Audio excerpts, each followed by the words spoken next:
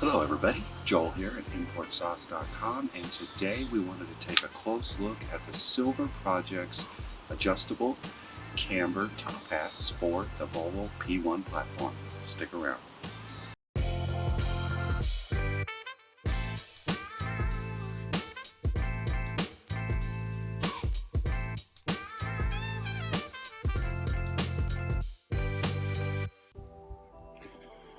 So here's a prime example of the problem, right?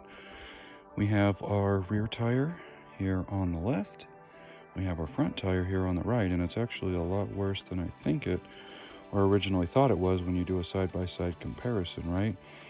So you can see, and these are all bought at the same time, not that old, but you can see the wave tread, and over here, I mean, it's almost gone.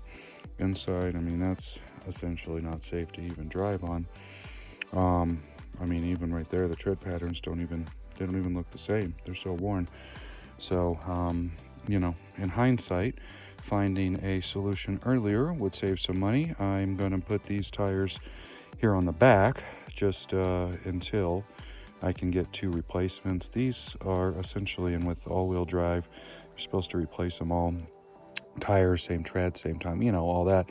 These essentially are so brand new that I'll be all right to just get 2 of these guys to swap out there. So here we are. We have just received the product. I should note that when I ordered it on eBay, I was expecting that this would take a very long time to arrive. It said delivery date anywhere between like 2 and 4 weeks out.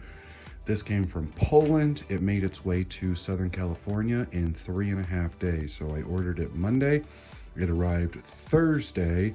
And I was really surprised. That was very, very quick. So we all know with the P1s that there is a terrible camber problem anytime you lower your vehicle.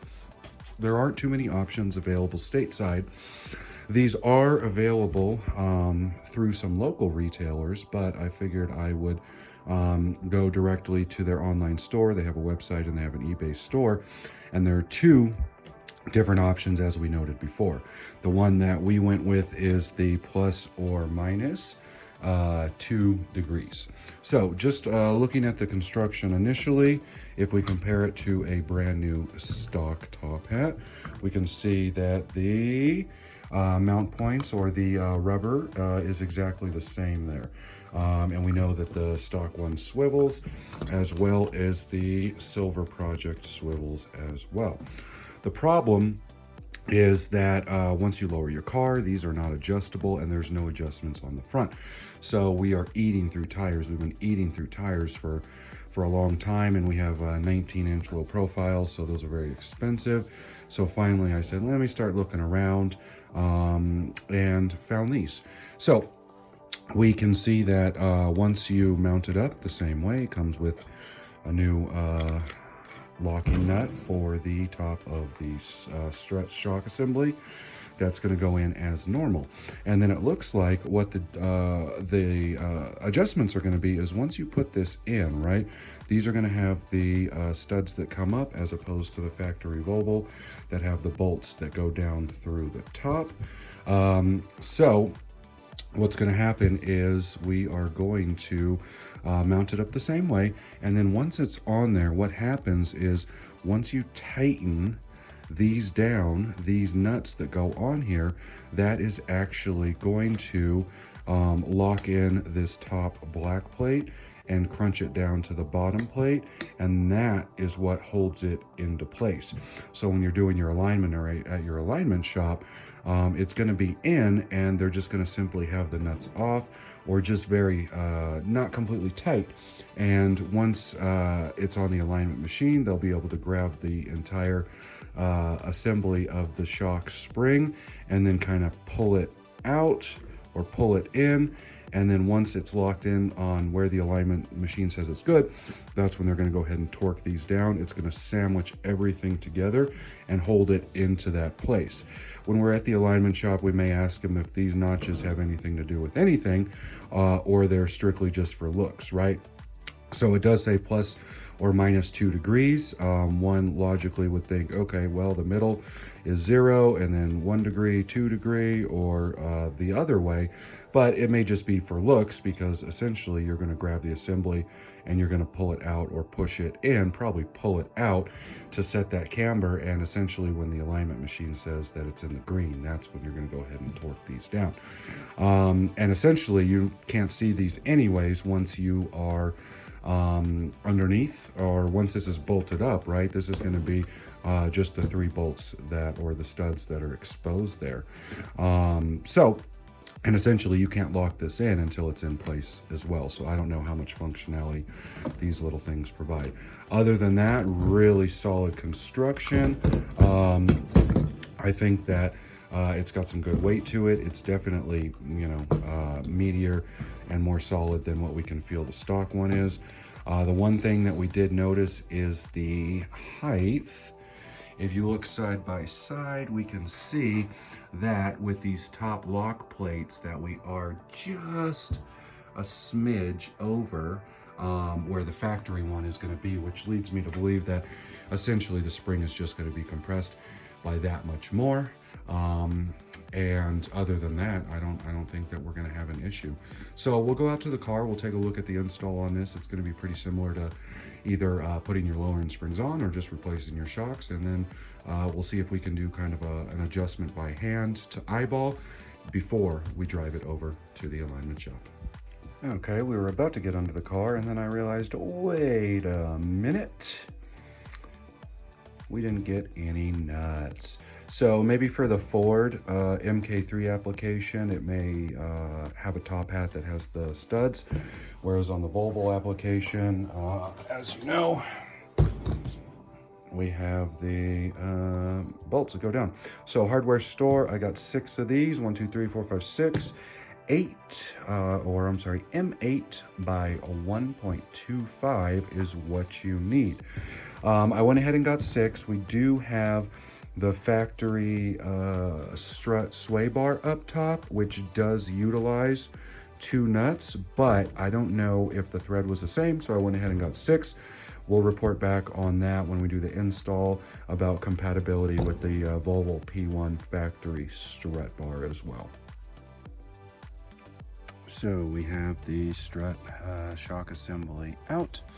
I will save you the video on that, but essentially we pulled the tie rod in, we pulled the sway linkage bar, we disconnected the ABS and the brake line from the bracket there.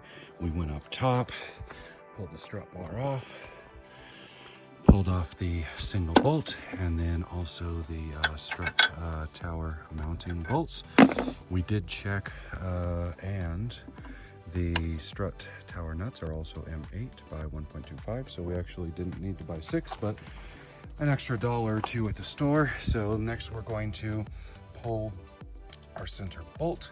If you are lowering your vehicle for the first time and you still have stock tension on there, then you're going to want to use a spring compressor.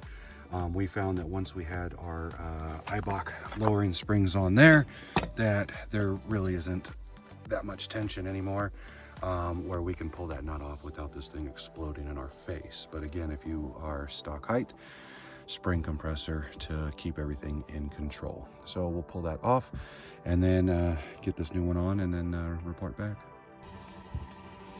Okay, so we went into the garage. You hear the compressor going in the background, and we just zipped that 19 off with a air ratchet. See if I can get you there. There we go. And get that off, and there we go. It's probably time to do the shocks, but we'll save that for another day. So what we'll do is I'll put that guy on. Let's see if the threading on that nut that they provided is going to line up. One thing we want to be very aware of is the alignment of the top hat when it goes on, right?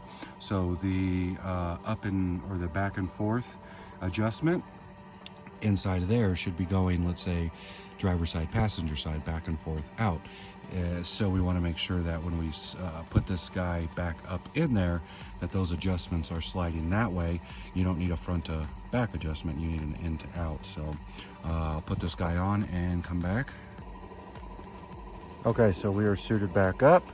The nut that it came with actually fit the threads perfectly. So what we're going to do is walk this into the garage. We're going to torque that down with our air ratchet, and then we will start putting this guy in and show you the alignment that we're going to do there. Okay, so top nut is all torqued down. Here's the alignment as it goes in the vehicle. Let's look from the side, right? So directly in back, you have your hook, which is going to slide right into there. So you want to make sure that when this goes up into the vehicle, here we are, 1, 2, 3. So the triangle with the point facing out towards the outside of the vehicle. So we're going to want to make sure this sun is the one that is facing out, so that you can have the assembly have that this movement in and out to adjust the camber. See, and I think the geometry is such that it's not going to go in any other way. So if you're trying to do it and it's not working, then that's probably the issue. So we're going to go ahead and just lift this up, put the nuts on top to get it into place, and then try to reassemble everything back on here. Okay, so we have that guy all mounted up there, not down here, but now check this out. When these are loose, you can slide this guy backwards and forwards. So when they're at the shop, the alignment shop, I think they're just going to loosen these, even from up here, maybe without even getting underneath, kind of just maybe pry and move that in the direction it needs to go. My thought is that the strut bar will not use these Volvo factory adjustments nuts. They're gonna actually just go right onto here. So after I get the other side on, I'll make sure to put the strut bar back on. That way, if I get home and have to loosen these to take the strut bar off, it's not going to throw anything back out of alignment. And then that may be tough for, when we do the battery relocate and the strut bar has to come off and all of that. So we may just take it back to the shop and have them recheck it at that point too. Okay, so we are all booted back up. We have all of our stuff back on. Self-leveling headlight. I did get this part at the junkyard, so I may go ahead and throw that on while I'm here as well. But what I want to do is, before I tighten down the side, our camber was so terrible, what I'm going to do is reach underneath and I'm going to pull this whole unit out, and that's how I'm going to drive it to the alignment shop, all the way extended one way. So see that? All the way out, and then let's go ahead and tighten these down, torque them down, and then when they get to the alignment shop, I'll let them know that they can mess around with that. Okay, so the first kit is on, or the first camber kit over that you saw us working on there. We went ahead and just ran it as is and yanked it out as far as it would go, and just to see how far it would go out until we can get to an alignment shop. And if they say we need more, then we may need to go more. But just taking a look, here is the driver's side. You can kind of see the angle right there. There's a cat. And if we come over to the passenger, we can already see that that is a lot straighter. We can see the top of the tire actually comes out of the top of the wheel well, where over here it doesn't. It's tucked up inside. So I think that's pretty close, but I don't know if it's enough. So let me show you what we're gonna do on this driver's side one. Okay, so we are back, and I had a thought. We saw that if we push it on the shock, it will, right, let this guy go that way, pull it back. But what I realized is it is bottoming out against our edge here. And it's not by much. It's allowing it just not to travel just a bit more. So, I mean, if that all the way bottomed out is going to get us enough to straighten the camber, I don't know. The alignment shop will figure that out. But then I was looking at the top hat that I pulled off, and I forgot there's a mounting bracket for it, right? And there's no install instructions that come with these. I saw somebody else on another vehicle, same brand, but not the same model, not a Volvo. He actually just took a hole saw and chunked out this whole thing, right? And that allows it, probably just that extra, it just needs a little, and I know it's hitting the nut, but I also think this inner lip may be very close to hitting right there too. So I started looking at it in conjunction and thought, well, maybe you use the factory top hat mount. But what you would do is you would reverse that, right? So right now it's sitting this way without a top hat in there, a top hat mount. But to get the mount to work, you would have to flip the camber plate backwards, and then it will give you full range of motion because the center part is now not constricted by anything, and this will sit flush right up under there, which is an excellent solution. But the problem is you need to, once you put the top hat, you're going to tighten it down to the camber plate here, and then once it's tightened, you can't adjust it. So once you get this thing bolted up and your bolts back in from the top, these adjustment bolts will be hiding underneath here. So you'll be able to slide this back and forth, but you're not going to be able to get in there and get the bolt that would be there, here, and here to tighten it. So at that rate, you could set it where you like it and try to mark it and pull it off. Another thought we had is underneath here. See, we still have quite a bit of thread there where maybe you could get a spacer so that you still, you know, get a good bite here, and then a spacer just that big underneath it, which would push this bolt right here down, you know, by that much, maybe enough to clear another and let this thing fully move. So that's where we're at now. We don't quite know which route we're gonna go, but it definitely probably involves ripping all this back off, so we'll report back. So after thinking about it, I think we're gonna try some washers on there. 3 washers on each, just to give us a little bit more room. And what that's gonna do is it's going to make this bottom out inside of the area that much sooner. So if we take a look and we say 3 washers, it's going to give us almost the distance of that top nut, which will give us a little bit more room if we can put that under. If we're still running into that issue, then we'll have to evaluate at that point what we're going to do. So we're going to try running the washer setup on the driver's side and see if that gives us a little more. If it looks like it does, then we may pull the passenger side off, washer that up, and then ultimately the alignment shop is going to let us know. It would have been nice if we could have got some kind of a smaller head that would recess in there, but that's not really an option, or a slimmer profile there. That would have been great. But we'll see what the washers do and report back. Okay, so we are all buttoned back up over here. I already put the strut bar on, but you can see if we compare this side, we have about 2 or 3 threads, right?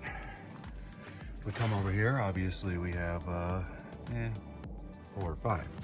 So that is because of the spacers underneath, and now we can see that this top nut actually does sink in a bit more underneath this lip, just a smidge. So even with the factory strut bar on there, we still have enough bite, you know, to hold everything together. Plus we still have the third one there. So we're gonna take it down to alignment here in a few and see what they can do. Okay, well, my fault. Obviously, when we pulled the suspension all the way to its best adjustment, we weren't going to have any difference in the before measurements and the current or the after measurements. We can, however, see that on the left side, the driver's side, where we did have the spacers added, that there was, in fact, just a small difference that it made in terms of getting it closer. But both measurements with the new camber plates are in the green, and I don't have previous alignment sheets, but I don't know that they were ever this good. And visually, the tires almost look straight. I mean, you can see it's like, what, a half a degree to being dead center. So overall, I love these things, and I think they're going to save us quite a bit of money on some tires.